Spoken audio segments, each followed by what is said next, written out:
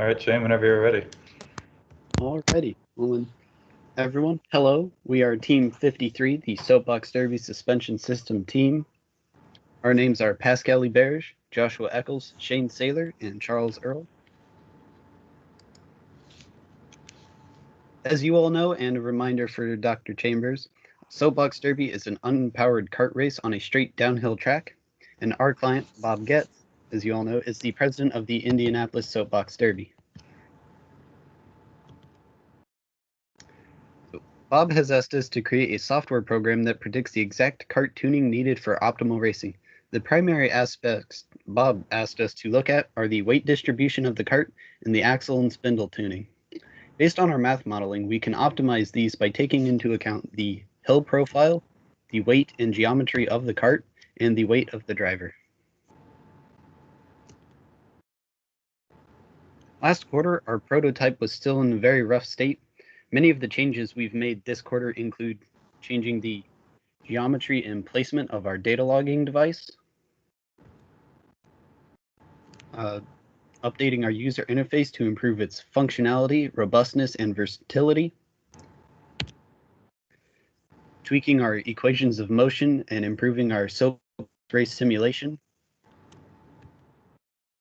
and making improvements to our axle bending model and the spindle deflection. This quarter, our solution has two parts. On the left, you see the data screen of our software modeling tool, which takes in information about the kart and the racing conditions to determine the optimal tuning. On the right, you see our data logger, which replaces one of the aerodynamic fins on the axle to take velocity data, which is then used by the software modeling tool. So the first thing we'll cover in our overall solution is the software modeling tool. Now, a lot of what happens in the software tool is math modeling happening in the background to approximate the motion of the soapbox car as it races down the hill. Shown here on the left is a free body diagram that shows all the forces that act on the car at a given instant along the hill. We can see all of these forces, and of them, primarily is gravity right here in the middle that is actually acting to pull the car downhill. And as we all know, that's the only force really that is causing the motion of the car down the hill. Now, there are also several other forces shown here. There's friction forces acting at the wheels, and there's drag force from aerodynamic drag that act to slow the car down. Theta, right here, is the slope of the hill. Now, most soapbox derby hills have a varying level of slope as you move along the track. You start off rather steep, and then it kind of graduals out and then levels off once you get to the finish line to a pretty flat portion of the track. Now, in our model, we wanted to account for the fact that the slope of the hill is changing as you move. And we'll show the device that we use later on, but you take a distance measuring wheel and you walk it along the track to see how far you've walked. And you take an inclinometer, such as one that you might find on a smartphone, and you put it on the track and you can measure the slope. And so if you take several discrete slope measurements along the hill, you can get that hill profile. So throughout the presentation, when we say hill profile, that's what we mean. That is experimentally gathered using that method. And now we can make several simplifications to this model to get a more simple math model to solve in our software tool. One of these simplifications is that the car doesn't really accelerate or move in the direction away from the track. We call that the normal direction. This happens because the track is relatively straight. So the only movement of the car that we're concerned with is along the length of the track, what we call the tangential direction. So this simplified model turns out to look more like this, which is much easier to look at and much easier to solve as well. We have grouped all of the resistive forces acting on the car into this term here on the left, the road load force, F with this sub R right here. And we will explain in more detail how we actually experimentally model that value. Of course, we're going to keep our gravity value because that is the primary force pulling us down the hill. And then what's left over is our acceleration downhill, represented by this arrow over here on the right. So conservation of momentum, or Newton's second law, which would be taught in a high school class, would give you something similar to this, where we've rewritten the acceleration with this term right here, S with two dots over it.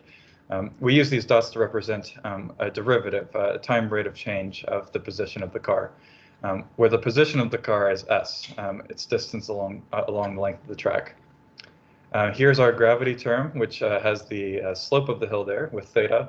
And of course, there's our resistive forces, which will play a big role in our modeling later on. I'm going to go ahead and expand this road load term, this f sub r, and it's going to look like this, which is a quadratic fit to this s dot term, which is the velocity. It's just how fast the car is moving. The SAA Automotive Engineer Society, we will discuss later, came up with this quadratic fit. So that's what we'll go ahead and put it here in the equation. Now what we have here is what's called a differential equation in terms of S, the position of the car along the track. Now we won't go into too much into detail, but this equation can be solved numerically in the software behind the scenes with what's called runga-kata. And we'll show that taking place here later on. Now, why are we doing this? The whole point of this is when we solve this equation, we put the center of gravity of the car somewhere along the length of the car. Maybe we put it more forwards, maybe we put it more backwards, nose heavy, tail heavy. We change that parameter. And then we re-solve this equation and figure out how long it takes that car to travel down the track. By doing this, we take into account not only the hill profile, as I mentioned earlier, but we take into account where that weight in the car is located, which comes about by this gravity term. And so solving this repeatedly, we can figure out which weight configuration on a given track gives you the best race time. And we'll show some of these results here on the next slide. So we wanted to verify that this numerical solution method that we just presented to you actually works. We want to make sure that it's doing what we want it to. It's actually properly modeling the physics of the car. So to do that, we used another software package, a commercial package, SolidWorks, which can import geometry of the Soapbox car. We have these really rough block estimates of the car, and we created models of different tracks. We actually created a model of the Wilbur-Shaw track, and we measured the profile of that track using our distance wheel, as I mentioned earlier. And then we compared the results of that SolidWorks simulation to our own numerical solver, which shown here is our runga-kata solver. This very left column, that's ours. That's our numerical solver. SolidWorks is the commercial product whose results we trust, and that we want to see how close we can get to their results. So when we take the given configuration of track and car, we get a 27.9 second race time prediction for our runga-kata solver against SolidWorks, against the value that SolidWorks predicted. This is about a 2.1% difference, so very good. We're getting pretty close to the value that the numerical simulation predicted. On top of that, we actually went out to Wilbur-Shaw and timed the race with the given configuration of weight and the hill profile that we measured. And we got 28.8. So slightly bigger percent difference, but still relatively close. From these, we can be sure that we are actually predicting the physics correctly, even with the built-in assumptions. As further verification, we have these two plots here on the right that I'll explain briefly. This top plot in both cases is a solid black line that represents the profile of the racetrack, moving from left to right. That's how the hill changes slope over distance. On the left is what we would call a convex track because it's bowed outwards, and what is on the right is what we would call a concave track. It's bowed inwards. Now these are screenshots taken from our software tool, and these are example hill profiles that you might find. On the right is actually, this is the Wilbur-Shaw hill profile that we measured. And this is just a convex track that we kind of came up with just to compare the difference.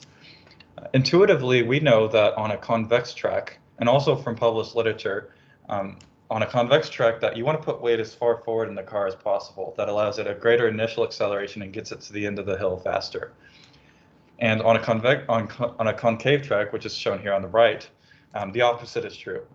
Since you have that steep slope at the beginning, you get more potential energy by putting that weight further back in the car. So it's better to do tail heavy.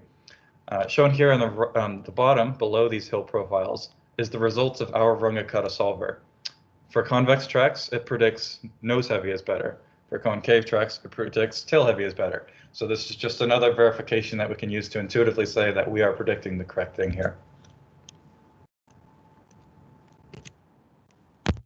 So the data logging device that we've mentioned earlier, it's used to get that resistive force that Josh was talking about earlier.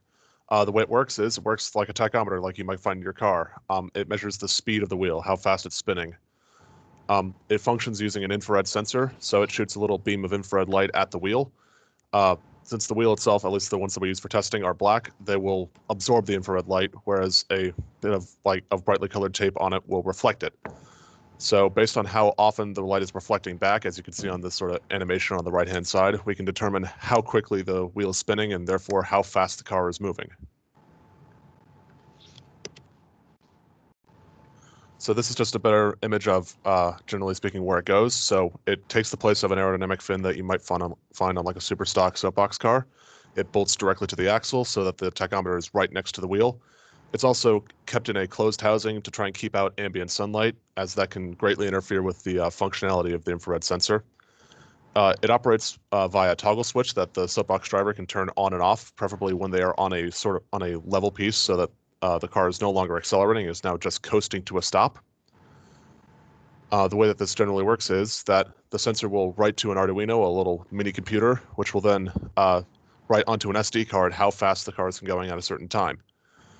Which then goes into our software, and then that helps with the resistive force modeling.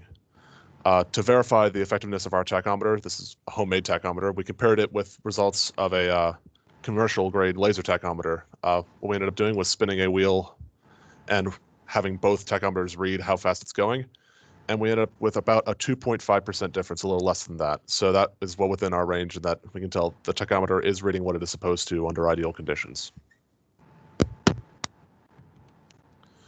So what do we do with this velocity data? So that goes into this polynomial that Josh had talked about earlier. So the Society of Automotive Engineers found that a good way to approximate all the forces that might slow a car down, so like the air drag, the friction from the tires, friction from bearings on the wheels, all these things can be approximated as this sort of equation as a function of your velocity. So A, B, and C on this bottom equation, they're all forces, or A is simply a force, B is a force that varies with your speed, and then C varies with the square of your speed. The main advantage of this is that we can get a fairly accurate model of all the things slowing the car down without having to do all the very complex equations like things for air drag, things for friction. It means that we don't have to model all these things individually. We can just go with experimental data. So what this will end up, the way that the tachometer plays into this is you'll end up getting a velocity curve. Next slide, please. Yeah, you end up with a velocity curve with respect to time of a car slowing down. This is not experimental data on the screen. This is just to demonstrate the concept. What you do is you take the slope of that. Slope of velocity is your acceleration, how quickly your speed is changing. And then and since force is mass times acceleration, you multiply it by the mass of your car, and you now have a curve of forces slowing your car down depending on its speed. We do use our numerical solver to get a fit for it, and that's how we get those coefficients of A, B, and C to figure out what the road load actually is.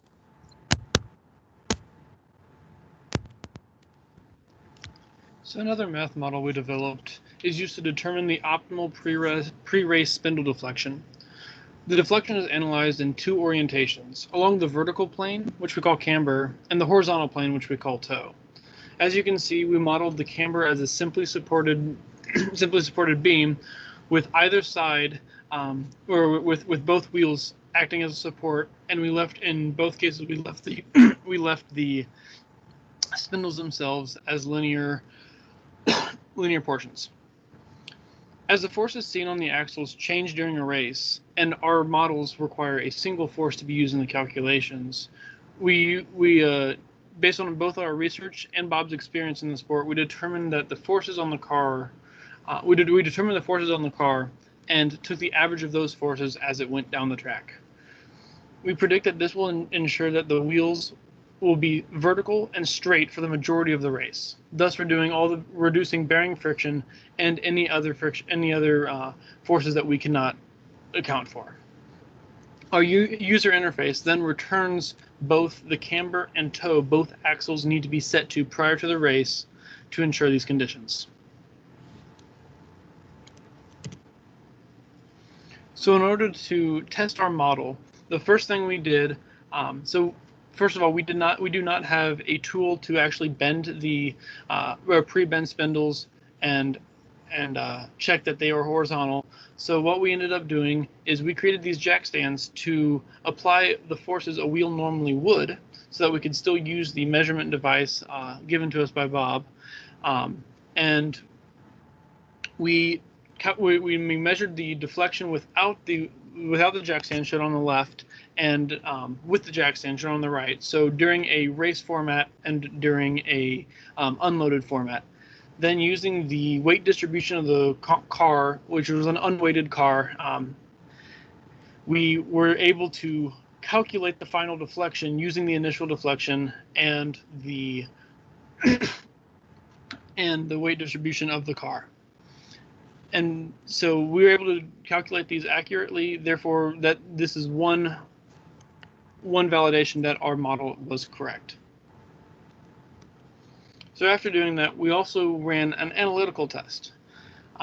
So we inputted the same forces that we calculated for the rear axle of the car running on Wilbur Shaw, and we used the SolidWorks simulation package to apply these forces to an axle we made in SolidWorks.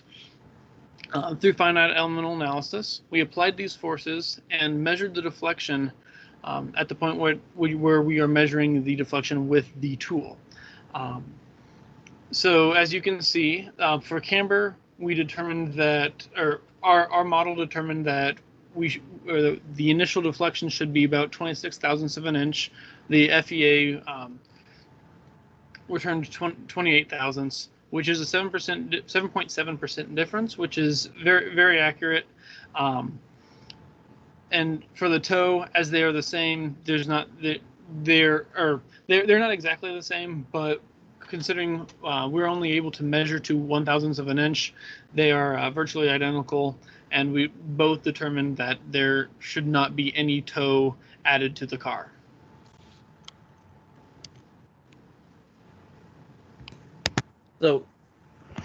So our overall design, in order to measure how well our design is doing based on the problem itself and its needs, we identified the needs of the problem seen here on the left and gave them each a weight based on how important they were, from 5 through 1, of being 5 the most important and 1 being the least important. As such, we were then able to create specifications measuring each need and how well our design met that need, being rated within the specification of from 1 to 3 of worst to best. So the most important need that we identified was that our program would help improve race time effectively. And knowing that the typical margin of winning or losing a race can be within a 1/10 of a second or less,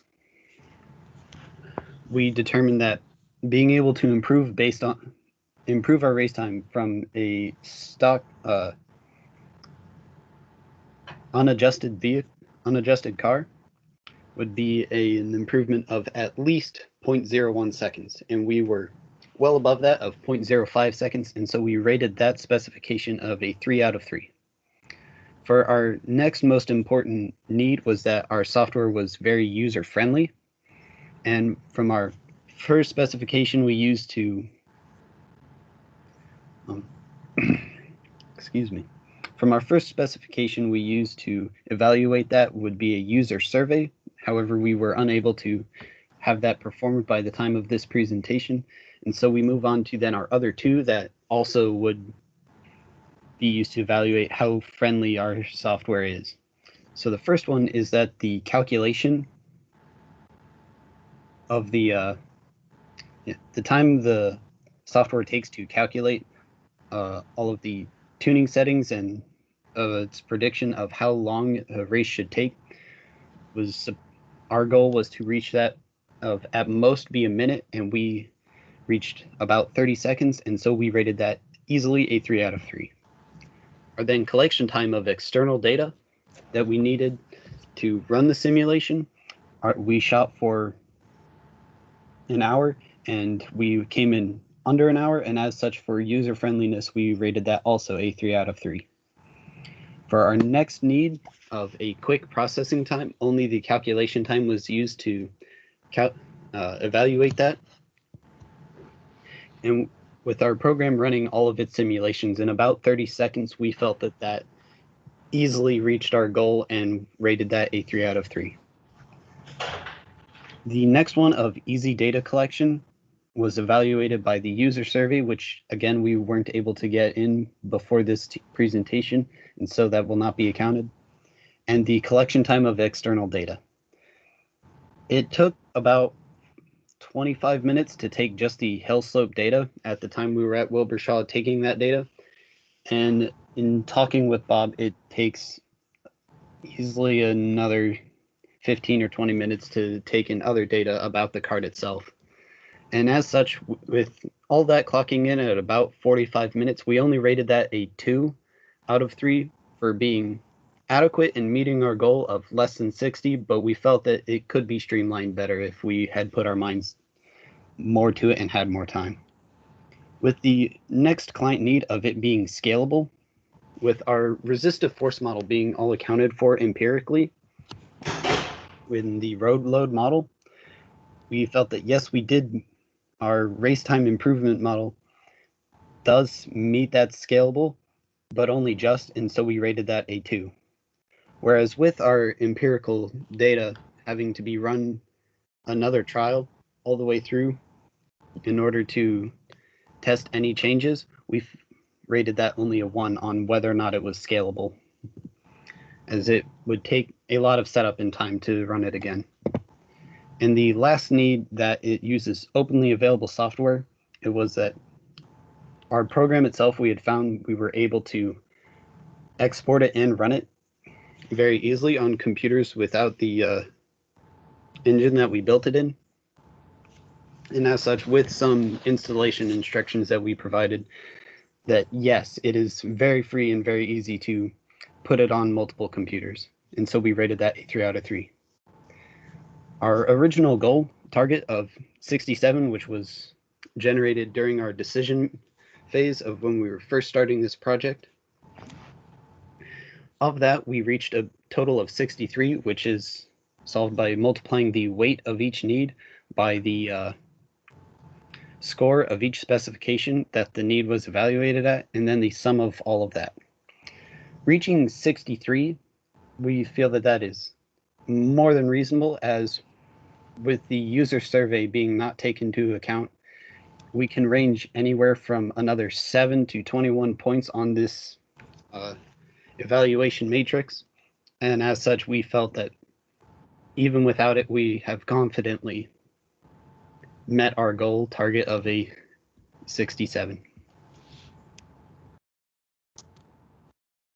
So in our final design and our final bill of materials, the overall cost of the project, it breaks down as this.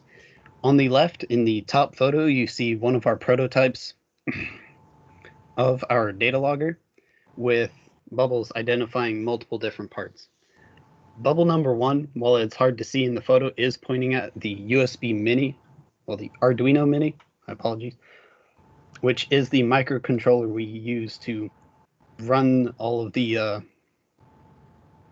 different sensors on it and collect the data. That came in only at $9.99. And then the next part on here is labeled 2, is all the way up in the top left corner is the infrared sensor module, which we use to take all of the data and record the blips. And that came in at $868. The third part was there in the bottom right is the SD card module, which allows us to write data to a micro SD and then take that to the computer such that the velocity data can be taken into the program. And that came in at $12.99. The fourth part is actually pointing to the housing itself that we 3D printed in-house and as such cost nothing. And the fifth was the bottom wheel there, is the distance wheel that we use to then record the how far along the hill we were recording our slope values for our hill profile. And that came in at $39.97, with this whole project only costing $71.57 in total. And that wraps up our presentation here. We're just about at time. We want to conclude with a few statements. On the slide, we just have a few pictures of our team fitting ourselves into these little tiny soapbox cars. Not really intended for us, but had to test it somehow. We took our device out to Wilbur Shaw, tested it. Here's a tachometer attached to the wheel on a race day recently. And there's myself working with Bob. We were working on some data analysis with our software tool. We wanted to briefly mention a couple areas for improvement on this project, things that we think could still use some work if we had some more time or someone else were to work on this. We had a lot of problems when we were taking our velocity data logger here. From indoors to outdoors, there's a change in ambient light depending on how sunny or cloudy it is. And the data logger is very sensitive to the ambient light. You get less accurate results, and sometimes it's just very noisy. So that'd be something that you could definitely fix. Maybe use a different sensor, more accurate, better casing, some way to protect it from that ambient light.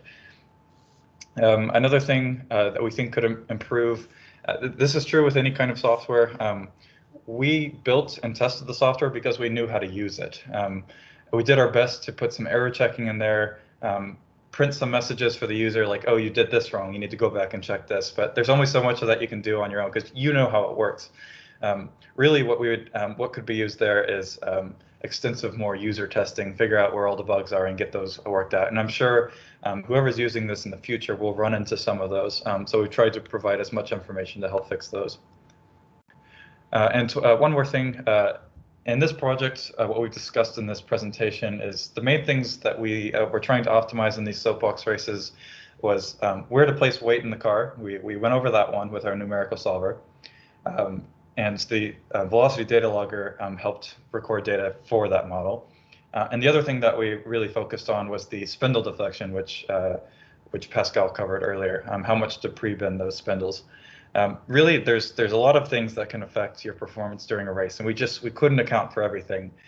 So the benefit of doing this approach is the software is expandable. You can load a new tab, write more software for it, and it can account for other things. You can improve the fidelity of the model, and you just take into account for more things. So if you had more time, that would be something else that you could do. So we'll go ahead and stop there. We'll pause here. I'll keep the slides open. I can't see anyone on Teams, but we'll go ahead and take any questions that anyone has now.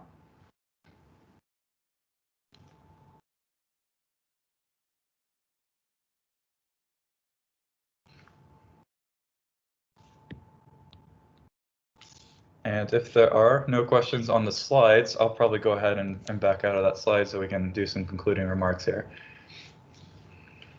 Sure.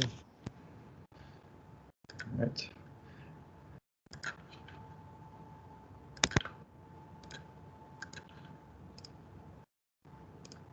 Go ahead and stop the recording as well.